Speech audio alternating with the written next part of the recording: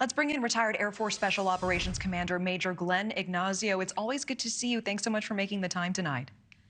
Thank you. Great to see you, Natasha. Let's start with that breaking tidbit there from Alina at the end. Secretary Blinken saying the U.S. will hold Assad and his backers accountable. What would accountability look like? Well, this is similar to what you're seeing with the International Court, Criminal Court, as far as putting things against Putin and others, as far as putting warrants against them for the war crimes that they've basically carried out in places like Ukraine and so forth.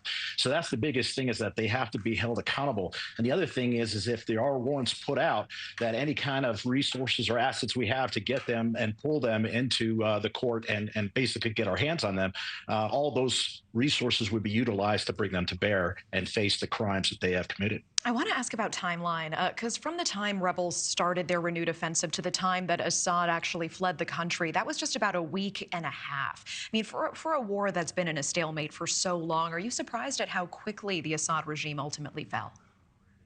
I was surprised about how long it took to kick off. I mean, the idea that this happened very quickly is clearly a result of Hezbollah being degraded, Iran being degraded, and of course, Russia not having the ability whatsoever to support Assad anymore.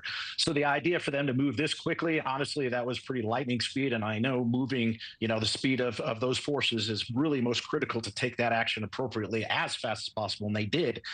So I was glad to see it happen. It took a little bit longer than I thought, but it's great that it finally occurred. And the question is, what happens next? Yeah, tell me more about that. What are you expecting next? What will you be watching for?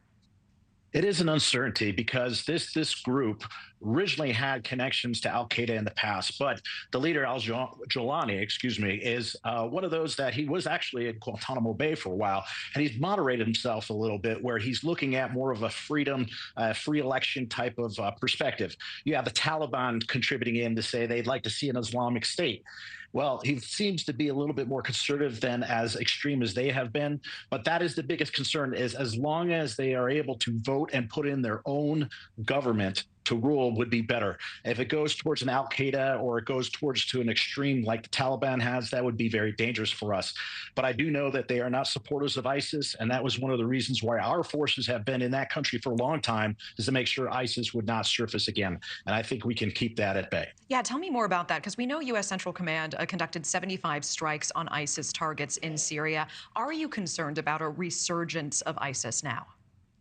Well, that's one of the reasons why our troops have been there for so long. It's been a question a lot of people were wondering, what are our forces doing in that part of Iraq and Syria? It was to keep ISIS at bay, because it would always, they would always surge up and we'd be able to stomp them down. And remember, this is where they wanted their caliphate to basically to be able to call their home, which was right there in Syria. So the idea that our troops have been there, have kept them at bay. And then as we saw some of those troops and others moving that were maybe going to support Assad, the U.S. took particular action about that and took them out. So I think that this was a very organized attack, that they were able to overthrow Assad. And I believe ISIS will be kept at bay, and we won't have to worry about that. But hopefully this is not a terrorist type of organization that surfaces in time. Yeah, we will have to watch that. And meanwhile, it's interesting, President Biden did lay out a plan saying that the U.S. will support Syria's neighbors, so Jordan and Lebanon and Iraq.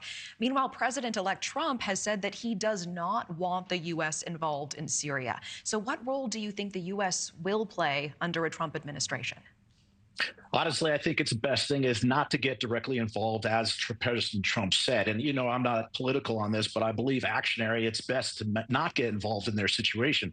We saw our actions in Iraq and how that did not go well. For them to be able to decide their own government, be able to decide what they want to do and how they want to go through it, that's what they should do. We should make sure that it doesn't go into a terrorist organization, but it should not be our process as far as our troops or anything involved. So, yes, it is better to stay back, but to keep it contained and make sure that Syria is able to rebuild itself. That I would support going forward. And I think that's what Trump is saying.